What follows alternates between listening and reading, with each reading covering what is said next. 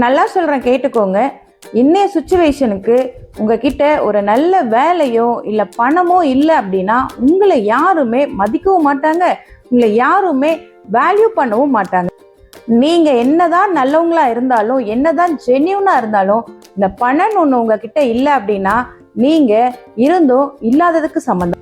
இந்த பணம் ஒன்று உங்ககிட்ட இல்லை அப்படின்னா நீங்கள் என்ன விஷயம் சொன்னாலும் மற்றவங்க காது கொடுத்து கேட்கவே மாட்டாங்க.